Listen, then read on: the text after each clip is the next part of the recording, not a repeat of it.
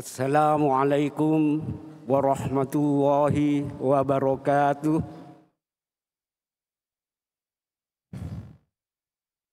Allahu Akbar, Allahu Akbar, Allahu Akbar, Allahu Akbar, Allahu Akbar, Allahu Akbar, Allahu Akbar, Allahu Akbar.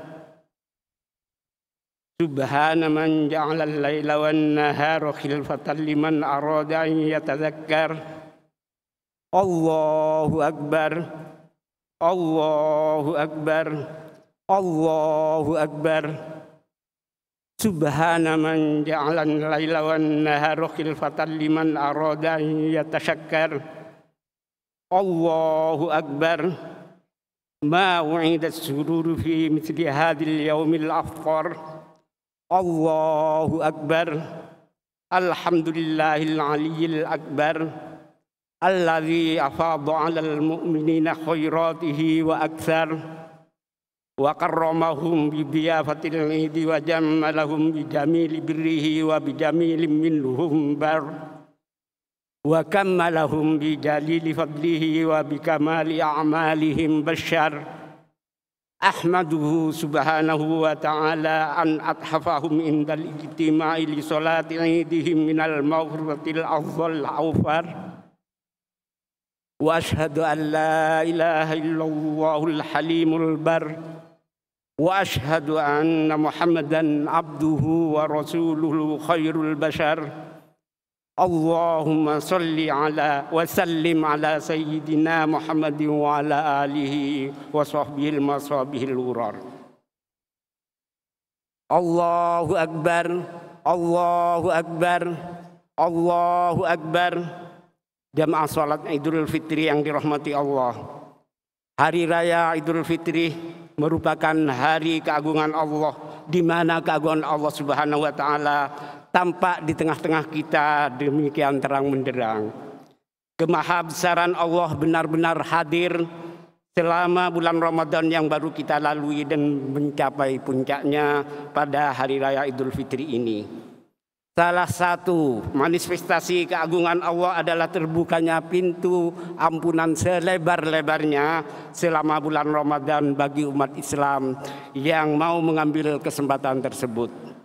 Puncak kemahabesaran Allah kian transparan pada hari raya Idul Fitri ini melalui janji Allah kepada umat Islam untuk memusisikan umat Islam sebagai manusia yang baru lahir, sebagai manusia yang kembali kepada fitrah.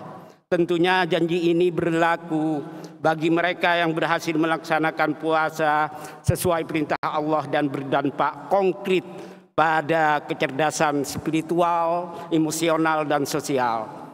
Hadis yang diriwayatkan oleh Imam An-Nasa'i menjelaskan senyatanya mengenai hal ini. Qala Rasulullah sallallahu alaihi wasallam, "Innallaha farada siyama ramadhana wa sanantu lakum qiyamah. Faman shamahu wa qamahu imanan wa ihtisaban kharaja min dzunubihi kayaumin waladathu ummuh." Rawahun Nasa'i. Rasulullah sallallahu alaihi wasallam bersabda, sesungguhnya Allah telah mewajibkan puasa Ramadan bagi umat Islam. Sejalan dengan itu, aku, kata Rasulullah, sangat menganjurkan sebagai sunnah bagi kamu semua umat Islam untuk beribadah dengan intens di bulan itu. Siapapun yang telah berpuasa dan melaksanakan ibadah berdasarkan keimanan yang kokoh dan mengharap kerelaan Allah, maka ia akan lepas dari segala dosanya laksana bayi saat ibunya melahirkan. Hadis ini menunjukkan keterkaitan antara makna Idul Fitri dengan fitrah, asal kejadian manusia yang bersih dan suci dari segala dosa. Setiap muslim yang telah menyempurnakan ibadah puasanya secara formal substantif dan secara lahir batin, maka pada hari Idul Fitri ini ia hadir sebagai manusia yang kembali ke fitrah. Kembali ke fitrah merupakan salah satu karunia Allah yang sangat berharga. Salah satu indikasinya adalah menguatnya integritas kepribadian.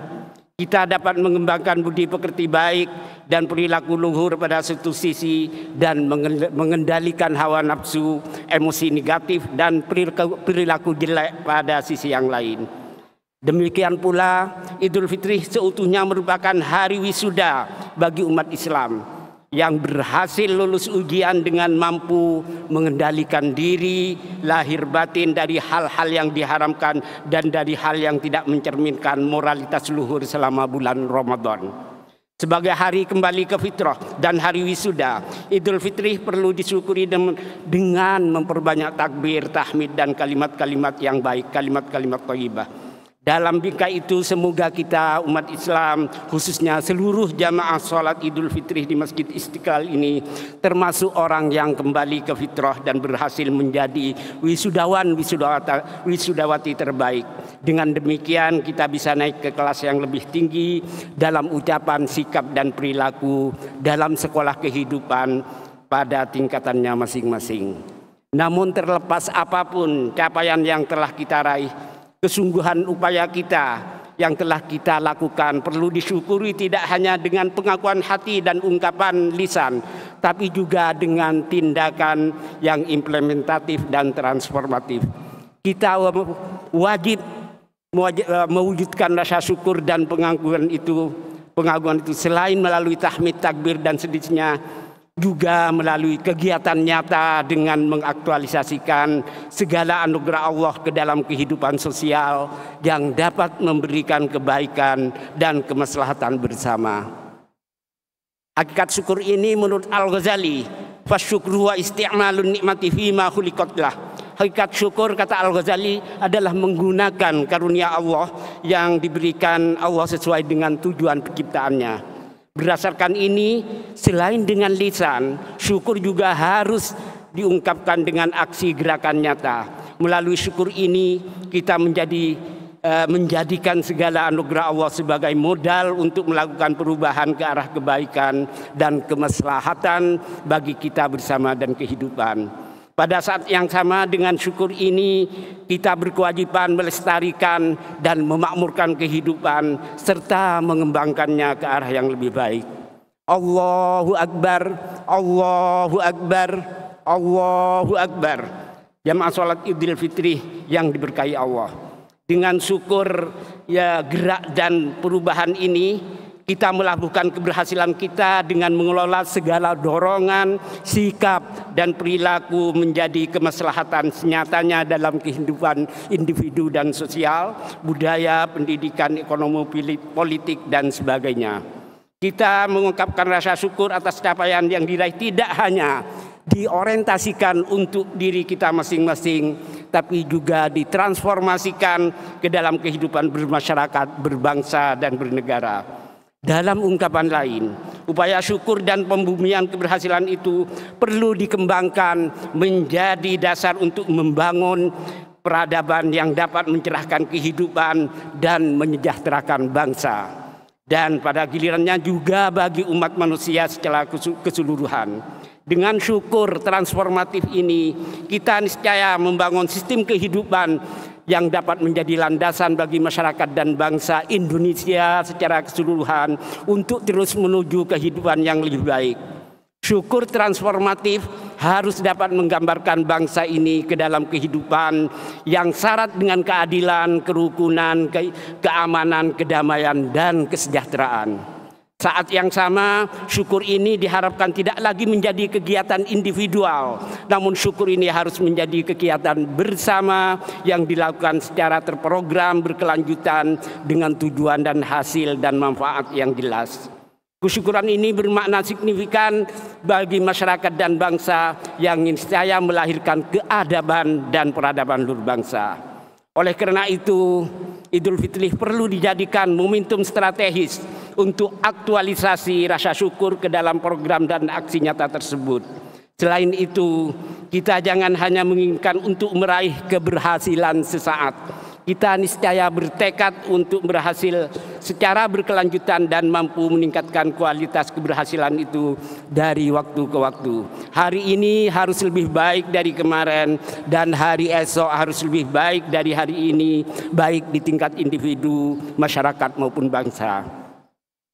Allahu Akbar, Allahu Akbar, Allahu Akbar. Jamaah sholat Idul Fitri yang diberkahi Allah. Syukur transformatif memerlukan pijakan yang kuat untuk melangkah.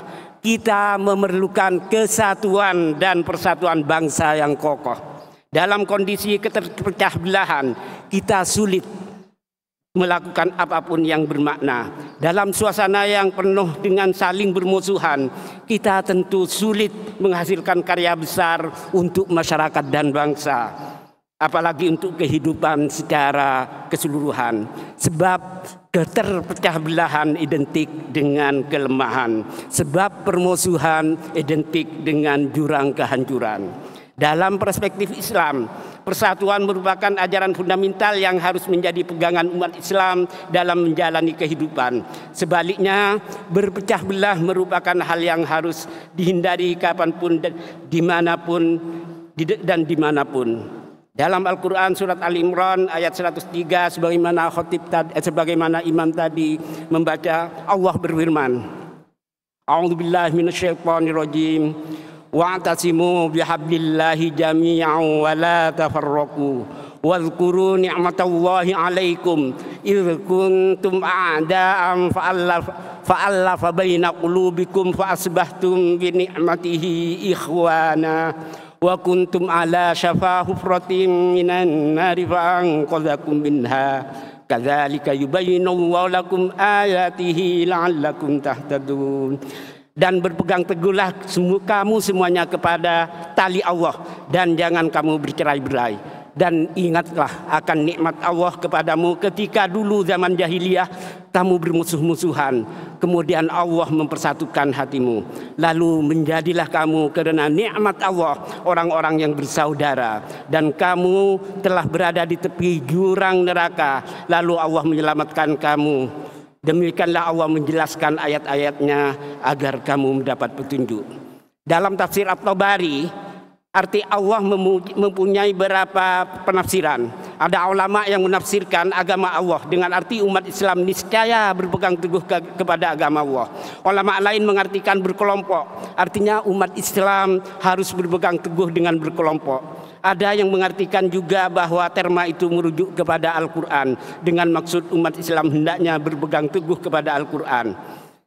Terlepas dari perbedaan penafsiran terhadap terma tali Allah itu, semua penafsiran itu mengandung arti keniscayaan umat Islam untuk bersatu dan berpegang teguh dengan nilai-nilai etik moralitas luhur dan sejenisnya. Subjek hukum perintah dalam Al-Quran ini adalah umat Islam. Hal ini bukan berarti orang-orang di luar Islam tidak dikenakan keharusan menegakkan persatuan dan kesatuan, terutama dalam konteks sebagai bangsa. Piagam Madinah sebagai konstitusi negara kota Madinah yang disusun oleh Rasulullah SAW memperlihatkan dengan nyata tentang kewajiban warga negara Madinah untuk menegakkan kesatuan dan persatuan. Dalam salah satu pasal di konstitusi Madinah disebutkan sebagai berikut: Wa inna Yahuda bani Aufin ummatan ma'al mu'minin lil yahudi dinuhum wa lil muslimina dinuhum mawalihim wa anfusuhum illa man zalamah wa athima fa innahu la yutihu illa nafsahu wa ahla baitih. Kaum Yahudi dari Bani non-muslim dari Bani Auf adalah satu umat dengan mukminin. Bagi kaum non-muslim agama mereka dan kaum muslimin agama mereka, juga kebebasan ini berlaku bagi sekutu-sekutu dan diri mereka sendiri, kecuali bagi yang zalim dan jahat. Hal itu hanya akan merusak diri dan keluarga mereka. Pasal tersebut menjelaskan bahwa umat Islam dan umat dari agama lain merupakan satu bangsa dalam negara kota Madinah. Selanjutnya pada pasal lain disebutkan wa inna 'alal yahudi nafaqatahum wa 'alal muslimina nafaqatahum wa anna bainahumun nasra 'ala man haraba ahla hadhihi sahifah. Bagi non muslim ada kewajiban biaya dan bagi kaum muslimin ada kewajiban biaya. Mereka non muslim dan umat Islam harus saling tolong menolong, terutama dalam menghadapi serangan musuh warga kota Madinah. Dari konstitusi negara kota Madinah tersebut kita memahami bahwa unsur bangsa yang beragam, baik dari sisi suku, agama atau lainnya, tetap merupakan satu bangsa yang harus mengedepankan persatuan dan keharusan saling membantu satu dengan yang lainnya. Allahu Akbar, Allahu Akbar, Allahu Akbar. Jamaah sholat Idul Fitri yang diberkahi Allah. Berdasarkan hal itu, tidak ada pilihan lain bagi kita umat Islam dan unsur-unsur lain bangsa Indonesia selain meneguhkan kesatuan dan persatuan. Di atas kesatuan ini, kita umat Islam yang harus didukung oleh umat lain melakukan syukur transformatif dengan mengaktualisasikan anugerah yang diberikan Allah ke dalam program dan amal nyata. Semua itu diarahkan dan ditujukan dalam rangka membangun dan mengembangkan peradaban yang bermakna dan memiliki manfaat signifikan bagi bangsa dan negara, bahkan dunia global secara umum. Sebagai contoh, kesempatan mudik silaturahim tidak cukup bersilaturahim kemudian selesai. Dari silaturahim dan halal bihalal kita perlu melakukan sesuatu yang bermakna bagi masyarakat dan bangsa. Mulai dari pemberdayaan warga terutama yang selama ini terpinggirkan hingga pengembangan desa. Demikian pula dengan kemampuan kita mengeluarkan zakat fitrah. Misalnya kita harus mengembangkannya sebagai program yang memastikan tiada lagi warga Indonesia dimanapun, siapapun dan kapanpun, khususnya di negeri ini yang merasa kelaparan. Semua itu niscaya diletakkan dalam bingkai-bingkai nilai etika moral luhur berupa keadilan, kejujuran, kedamaian dan sejenisnya. Dengan demikian awal dan akhir dari apa yang kita lakukan merepresentasikan keadaban yang memanusiakan manusia dan melestarikan kehidupan dengan segala keragamannya menuju peradaban yang mencerahkan. Aqulu qouli hadza wastaghfirullah li wa lakum wa li jami'il mu'minin wal mu'minat wal muslimin wal muslimat fastaghfiruhu innahu wal ghafurur rahim.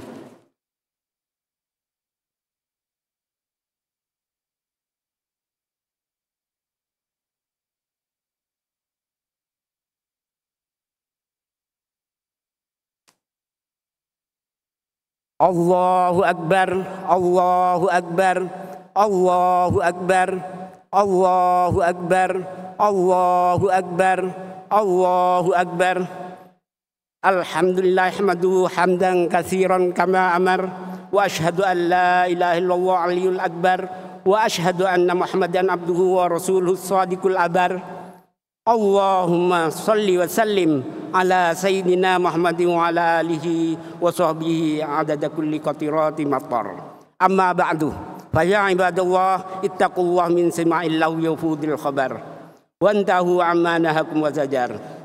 Jamaah salat Idul Fitri yang dirahmati Allah, di hari yang penuh karunia ini kita niscaya memohon kehadirat ilahi agar kita, masyarakat, bangsa dan negara Indonesia ini selalu berada dalam karunia Allah. Demikian pula semoga bangsa dan negara ini dilindungi dari segala musibah, bencana, permusuhan dan perpecahan. Mari kita berdoa. Allahumma ufir lil mu'minin wal mu'minat wal muslimina wal muslimat al-ahya minhum wal amwat innaka sami'un qaribun mujibud da'wat. Allahumma ij'al baldatana Indonesia baldatan thayyibatan aminatan mutmainnatan ya'tiha rizquha ragadan min kulli makan. Allahumma la tada' lana dhanban illa ghafartah wa la hamman illa farajtah wala dainan illa qadaitah wala dhalan illa hadaitah wala usran illa yasartah wala hajatan min ahwajid dunya wal akhirati illa qadaitaha wa yasartaha ya rabbal alamin. Allahumma taqabbal minna a'malana waktub jami'a hasanatina wa ufir dunubana wamhu akhtana wa tawajjaz an sayyiatina. Rabbana atina fid dunya hasanatan wa fil akhirati hasanatan wa qina adzabannar. Wassallallahu ala sayyidina Muhammadin wa ala alihi washabihi wasallam walhamdulillahirabbil alamin. Wassalamu alaikum warahmatullahi wabarakatuh. Allahu akbar.